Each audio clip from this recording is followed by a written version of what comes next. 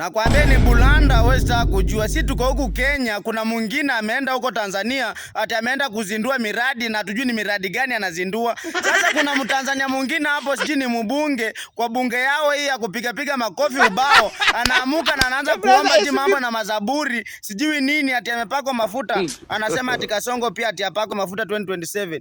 Hawa hajui si tuko kadi ama ni nini na muashasha. Hebu sikizeni Mtanzania anaongea nini kuhusu mambo ya election ya 2027. Nyinyi kama mnapenda sijui Kasamia Kenu, nyinyi mumpende tu, mambo na Kasongo mtuachie sisi. Hebu sikiza hapa. Kuachia neno la Bwana Rais Ruto. Neno la Mungu linasema katika Zaburi ya 121 mstari wa 7 mpaka wa 8. Na mimi kwa sababu pia ni mpako mafuta, ninakuachia upako Rais Ruto utakaporudi Kenya. Neno la Mungu linasema Bwana atakulinda na mabaya yote. Bwana atakulinda nafsi yako.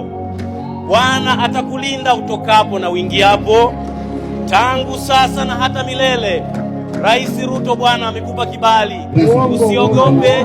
Sisi wa Tanzania tunajivunia kazi za Daktari Samia Suluhu Hassan. Sisi wa Tanzania tunathamini kazi na mageuzi makubwa rais wetu aliyefanya katika nchi hii.